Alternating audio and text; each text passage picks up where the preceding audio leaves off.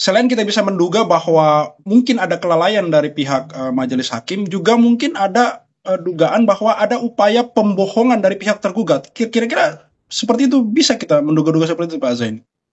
Jelas, menurut hemat saya jelas, karena kan orang yang tidak berwenang, kemudian tanda tangan tuh artinya kan mengecoh atau membohongi, Mas. Oke.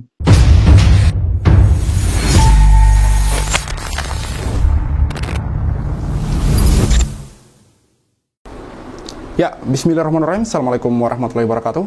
Kembali lagi bersama saya Al-Walid.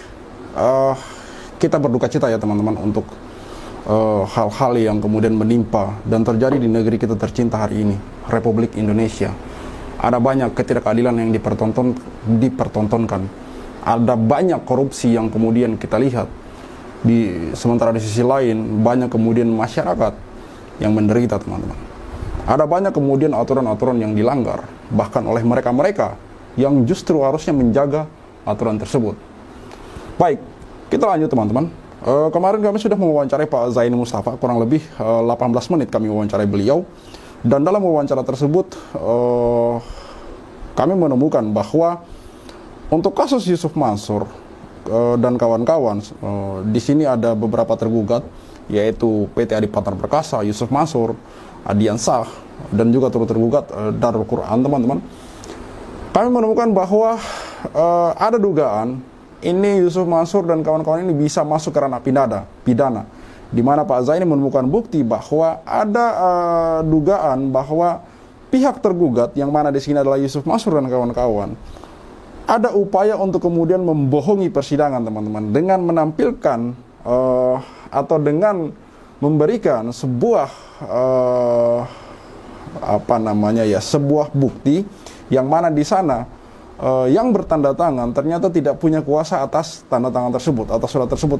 Artinya nama dia di situ harusnya tidak ada, harusnya nama orang lain bukan nama dia, tapi justru dia yang ada di situ. Ini ada apa, teman-teman?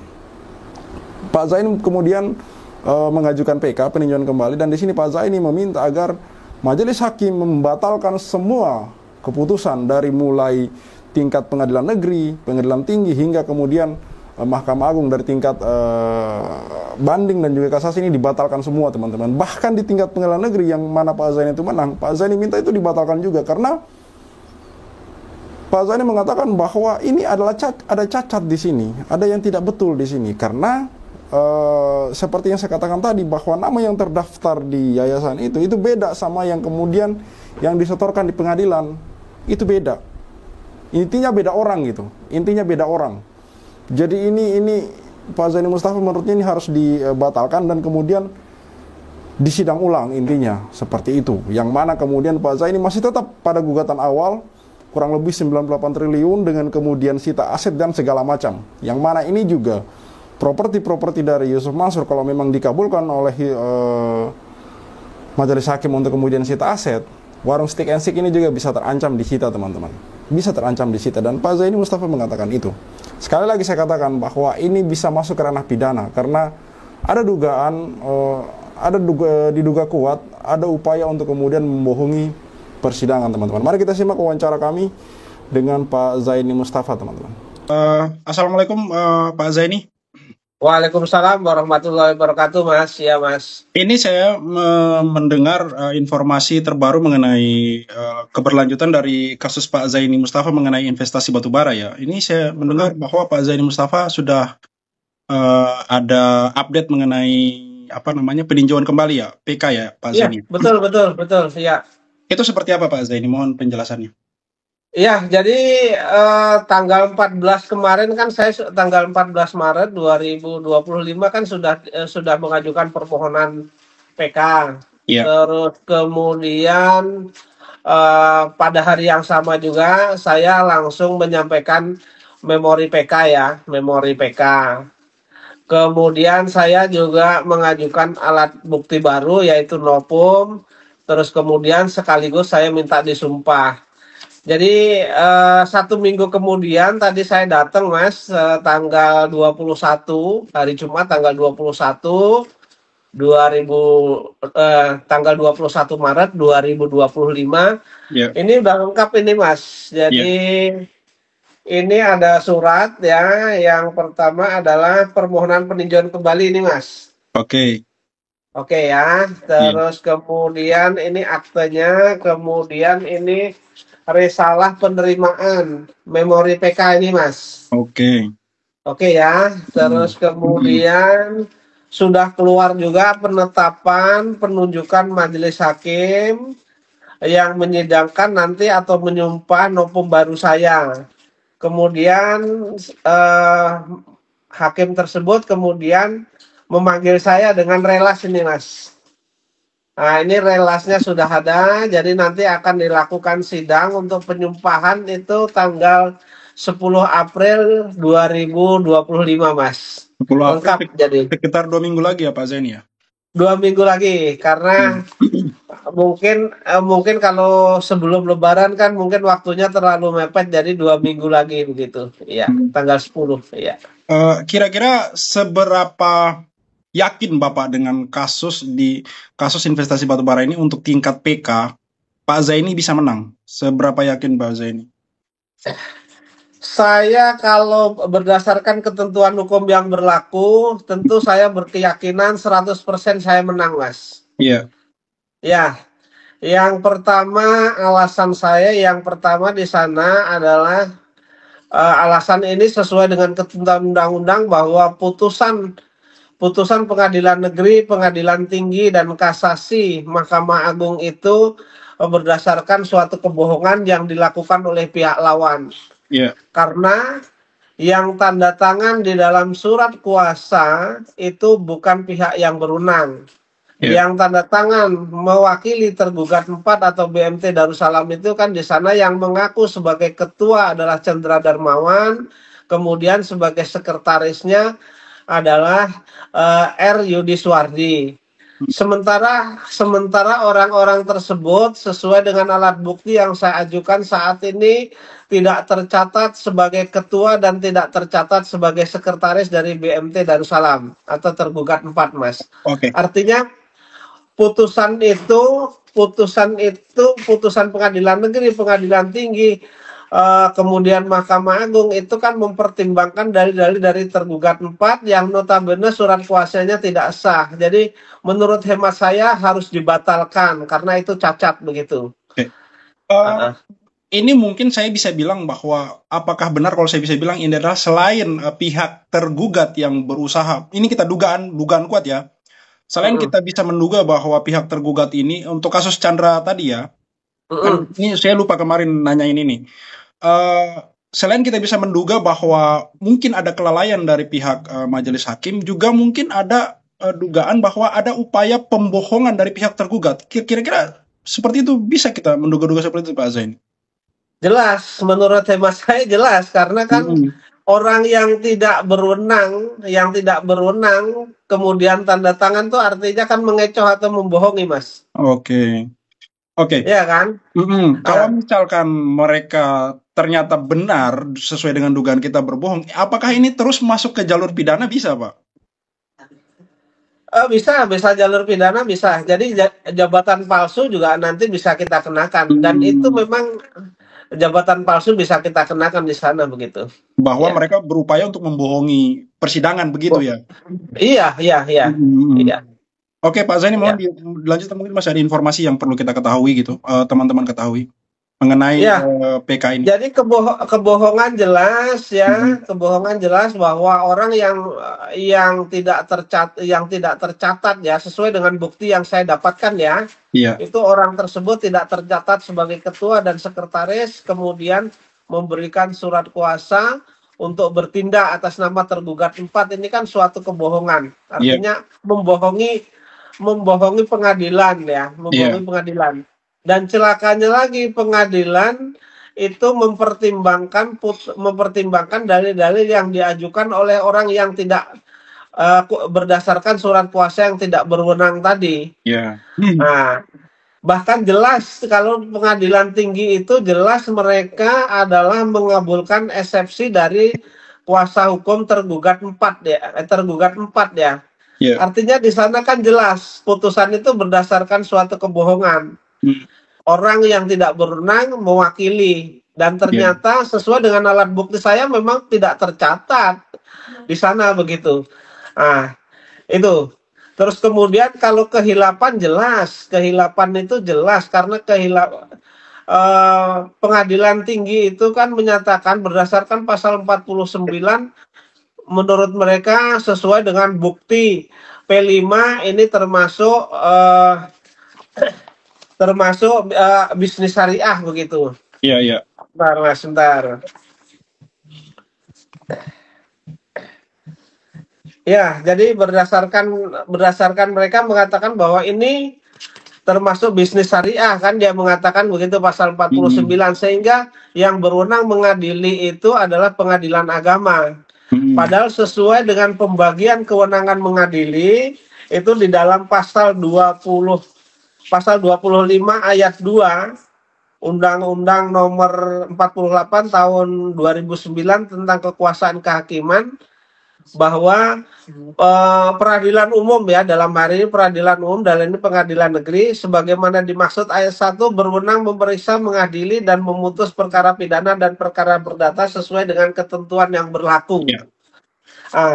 Kalau hakim kemarin itu hakim pengadilan tinggi kemudian putusannya dikuatkan oleh kasasi Mahkamah Agung itu kan mengutipnya di pasal 49 mereka hanya mengatakan bahwa karena ini berdasarkan bukti P5 ini termasuk ekonomi syariah, maka yang berwenang mengadili adalah pengadilan agama. Itu jelas salah. Ya. Karena ada penjelasan di pasal tersebut tuh penjelasannya jelas ya. Penjelasannya jelas di sana bagi orang-orang yang beragama Islam yang secara sukarela menundukkan diri kepada hukum Islam. Iya. Padahal para pihak baik saya selaku penggugat maupun para tergugat itu sama-sama tidak pernah menundukkan diri kepada hukum Islam. Iya. Kemudian ditambah lagi dengan alat bukti yang diajukan oleh Yusuf Mansur sebagai tergugat 3 yaitu company profile PT Adi Partner Perkasa yang menjalankan perusahaan ini. Jelas dalam company profile tersebut adalah bukan perusahaan atau PT yang bergerak di bidang syariah. Konvensional ya. Biasa, ya kan? Iya, artinya karena ini bukan bergerak di bidang syariah yang berwenang mengadili sesuai dengan ketentuan pasal 25 ayat 2 Undang-Undang 48 tahun 2009 adalah pengadilan umum ya, peradilan umum atau peradilan negeri Jakarta Selatan dalam perkara ini begitu. Oke. Saya merasa dan opini pribadi saya bahwa itu hanyalah salah satu alasan untuk ini pendapat pribadi saya bahwa ini hanyalah salah satu cara untuk mengulur-ngulur waktu. Membuat mungkin kita capek, bosan, lelah gitu kan dan akhirnya memutuskan untuk tidak melanjutkan kasus ini. Baik. Betul. Pak Zaini. Pak Zaini kan yakin betul ini bahwa insya Allah akan menang di PK dengan persentase 100% dan saya juga yakin itu dengan bukti bahwa mereka ada upaya dari dugaan kuat kita ada upaya untuk membohongi persidangan gitu, membohongi majelis. Kalau misalnya kita berandai-andai dengan melihat bukti baru ini, pihak tergugat ketika melihat bukti baru ini di persidangan PK nanti dan kemudian mungkin mengajak Pak Zaini untuk secara kekeluargaan di luar persidangan lalu kemudian ada bahasa-bahasa di sana, itu seperti apa ya tanggapan Pak Zaini, menurut Pak Zaini gitu? Jadi begini, intinya kan ini harus ada penyelesaian. Ketika mereka mengajak persuasif, ketika mereka mengajak persuasif, asal jangan 4 mata saya bersedia. Oke. Tapi memang ini karena ini kan sudah menjadi konsumsi publik Mas, atau konsumsi umum ya, masyarakat umum. Artinya kita terbuka saja begitu. Tidak masalah ya. Intinya kan mencari penyelesaian. Tetapi harus dibuka di publik ya. Iya. Bukan 4 mata. Kalau 4 mata kan beda cerita nanti Mas. Iya. Oke, saya sepakat dengan Pak Zaini bahwa kalau 4 mata nanti akan timbul nanti banyak opini-opini liar lagi di luar gitu. Entah. Ya betul. Banyak dan ini berarti mungkin tim Cahaya Islam bisa diundang ya kalau misalkan kira-kira pihak dari tergugat ini mau mengadakan pertemuan persuasif secara kekeluargaan gitu ya Pak Zaini ya. Ya, kita terbuka kan kita terbuka untuk semua media, baik media apapun ya, media cetak maupun elektronik kita Iya. terbuka. Bagi saya Oke. terbuka karena ini adalah bagaimana kita membuka kasus ini secara terang benderang. Artinya Iya. tidak ada yang ditutup-tutupi begitu. Ya. Oke. Nah, kita undang juga nanti, Mas. Cahaya Islam kita undang, Mas. Ya. Siap-siap Pak Zaini. Oke, saya Ya. lanjut Pak Zaini. Selain dua bukti tadi, saya kemarin juga kan mendengar Pak Zaini mengatakan bahwa ada satu lagi yang mana itu mereka mengatakan kalau tidak salah itu ada perjanjian yang mana itu tidak mengikat Pak Zaini. Itu juga ikut diajukan, Pak. Betul, betul. Termasuk itu termasuk kelalaian. Jadi saya ajukan juga bahwa ada satu perjanjian, memang bukti P5 itu saya yang mengajukan, tetapi itu untuk membuktikan bahwa tergugat satu dengan tergugat satu dengan tergugat 4 itu ada hubungan hukum, karena di Iya. sana menyebutkan, ya, itu yang saya ajukan ke sana. Tetapi ketika ini dihubungkan, ketika ada alat bukti P5 ini lalu digunakan untuk meng-NO perkara saya, itu kan saya tidak bisa dirugikan di sana. Iya. Itu jelas pasalnya 1340 jelas bahwa perjanjian itu hanya mengikat para pihak yang membuatnya. Tidak boleh merugikan kepada pihak ketiga. Pihak ketiga tidak juga boleh mengambil keuntungan dari sana. Itu jelas. Artinya kalau bukti P5 itu diterapkan kepada saya oleh pengadilan tinggi, kemudian dibenarkan oleh Hakim Kasasi Mahkamah Agung, tentu ini adalah suatu kehilapan yang nyata, Mas. Kekeliruan lah begitu. Iya, saya ajukan itu, saya ajukan. Ya. Baik Pak Zaini. Selanjutnya saya ingin mengetahui, karena saya jujur saya awam ya di masalah hukum ini. Kita kan kemarin melihat Pak Zaini Mustafa ini menang di Pengadilan Negeri Jakarta Selatan, lalu kemudian ada banding, lalu ada kasasi. Nah, saya mau bertanya begini Pak Zaini, kira-kira kemudian setelah PK ini, misalnya Pak Zaini menang, itu kira-kira masih ada tahapan lain lagi nggak untuk kemudian menganulir putusan itu, atau itu udah final Pak Zaini? Kalau ini gugatan saya dikabulkan final, Mas. Oh, sudah final. Sudah Ya. selesai berarti ya? Sudah selesai. Kalau gugatan saya dikabulkan berarti final. Tetapi ketika gugatan saya ternyata masih misalnya putusan PK nanti masih menyatakan bahwa perkara saya di NO karena bukan kewenangan pengadilan negeri tapi kewenangan pengadilan agama, maka saya bisa mengajukan gugatan ulang melalui pengadilan agama. Oh, begitu ya? Ya, ya. Jadi saya tidak terlalu khawatir dengan perkara ini ketika mereka masih berpendirian bahwa ini merupakan kewenangan pengadilan agama, akan saya ajukan di pengadilan agama juga sampai juga dengan mungkin sampai dengan PK seperti ini, Mas. Ya, semoga jadi, Pak Zaini. Bagi saya katakanlah itu saya kalah, saya tidak malu karena ini memperjuangkan hak saya. Ya. Tetapi yang malu adalah orang yang digugat, orang yang mengambil hak orang lain dengan cara yang tidak benar, dengan cara zolim, kan begitu. Iya, sepakat Pak Zaini.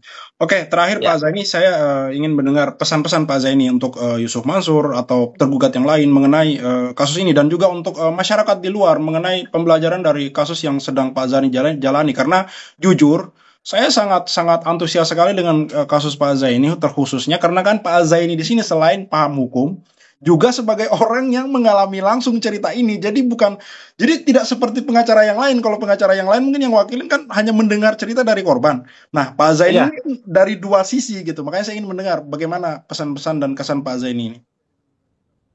Jadi begini. Jadi dalam perkara ini saya tahu persis. Kemudian saya bisa mengkonstruksikan hukumnya bagaimana. Artinya saya tahu persis. Tetapi ini tetap harus saya perjuangkan, karena ini ketika ini tidak saya perjuangkan nanti akan diulangi oleh orang-orang yang tergugat ini, atau mungkin lebih parahnya lagi, orang yang tergugat ini melakukan perbuatan kembali kemudian ditiru-tiru juga oleh yang lainnya. Kan sekarang banyak ini oknum-oknum ustadz, oknum pemuka agama melakukan tindak pidana ini kan banyak. Saya sebut oknum ya, tidak secara keseluruhan, tetapi ada banyak oknum. Ya, banyak oknum juga yang seolah-olah kiai tetapi ternyata mencabuli santrinya, kan banyak juga. Betul. Terus kemudian banyak juga yang menyatakan ustadz ternyata mereka misalnya buat biro travel dan seterusnya juga merugikan orang lain. kan banyak juga. Ya, itu udah Jadi viral kan? hal seperti ini memang harus ditempuh secara hukum, Mas, begitu. Iya. Harus diproses lah secara hukum sampai dengan tuntas. Biar gitu. jadi pembelajaran buat yang lain Ya. juga ya Pak Zaini ya. Jadi pembelajaran buat yang lain, begitu, Mas. Oke, Ya.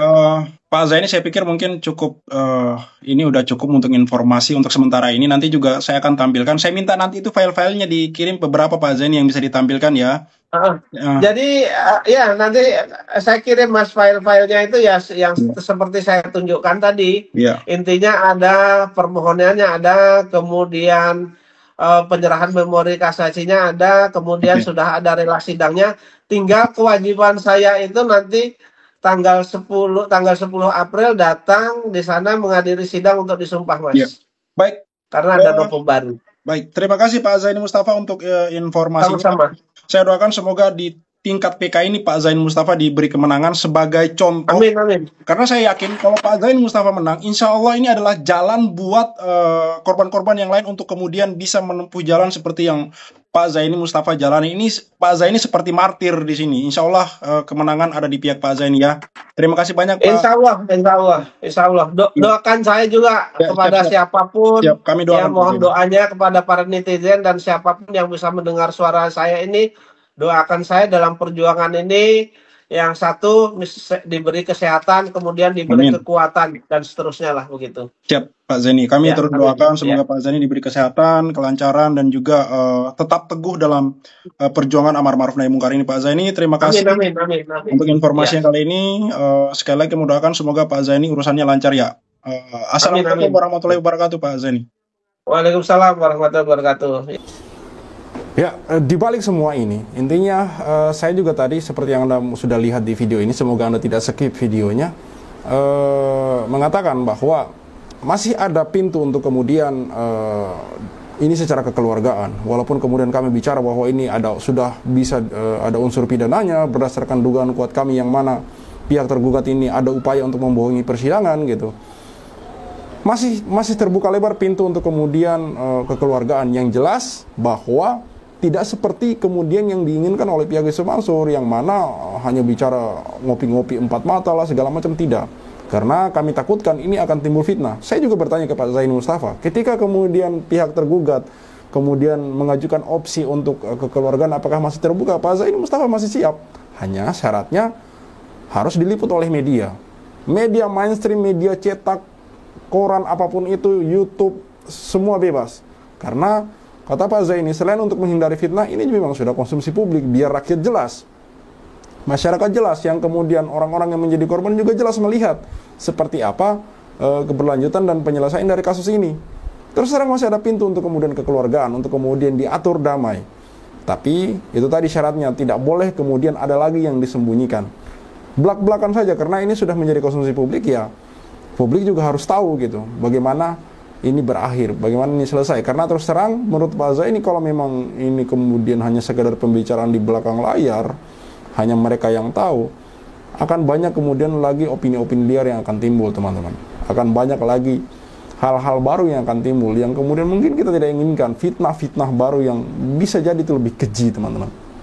Jadi sekali lagi saya katakan, di balik kritikan kami terhadap Yusuf Mansur, di balik suara kami untuk kemudian memboikot bisnis-bisnis Yusuf Mansur, yang mana itu salah satunya warung Stick and Stick, kami masih mau untuk kemudian ini diurus secara persuasif, diurus secara kekeluargaan, teman-teman. Karena terus terang dari awal kami katakan, seandainya pihak Yusuf Mansur ini mau dan beriktikat baik bertanggung jawab, terus terang saja tidak akan seperti dan sejauh ini, teman-teman. Tidak akan sejauh ini. Ada beberapa orang yang kemudian mengatakan bahwa seandainya Yusuf Mansur mau ini diatur secara kekeluargaan, bertemu, tidak akan carut marut seperti apa yang terjadi hari ini. Tapi ini memang apa yang kemudian penyebab hal ini terjadi. Ini penyebabnya adalah kecuekan dan keapatisan dari seorang Yusuf Mansur yang tidak mau tahu, seolah-olah tidak mau tahu dengan masalah ini. Saya Al-Walid, see you on the next videos. Maka 2010 ketika saya masuk pertama kali ke warung Stick and Shake, like video jangan di skip, share sampai kena strap, like biar kasusnya di up, komen sampai dia kena strap. Yusuf Mansur punya cerita, katanya punya daku di mana-mana, nyatanya cuma numpang nama, emang dasar gak punya muka. Bikin bisnis batu bara kau bangkrut, bikin aplikasi Paytran kau macet, bikin program umroh merdeka kau mampet, bikin program tabung tanah kau rungkak, bikin program mulia video kau gatot, bikin bisnis hotel city ya bacot, bisnis mandek duitnya dicokot. Boykot Yusuf Mansur. Kalau cari tangga dipikir dulu, ngaku komisaris nyatanya halu. Kalau udah dongeng kayak orang nyabu, ngaku punya pesawat nyatanya malu.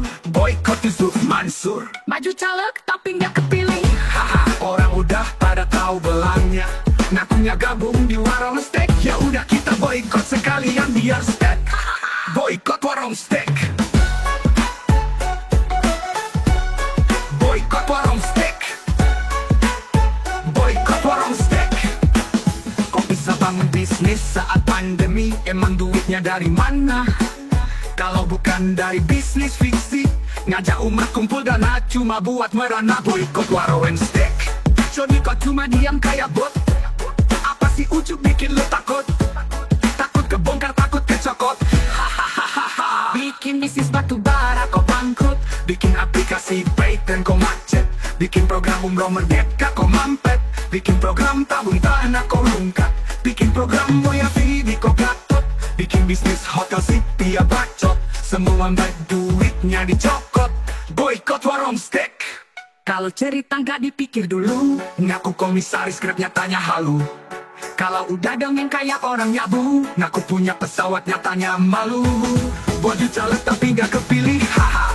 Orang udah pada tahu belangnya, ngakunya gabung di warung steak. Ya udah kita boykot sekalian biar steak. Boykot warung steak.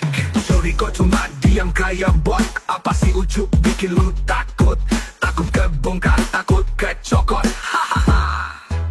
Bikin bisnis batu bara kau bangkrut, Bikin aplikasi Paytran kau macet, bikin program umroh merdeka kau mampet, bikin program tabung tanah kau rungkat, bikin program moya video kau gatot, bikin bisnis hotel city ya bacot, semua baik duitnya dicokot. Boykot warung steak.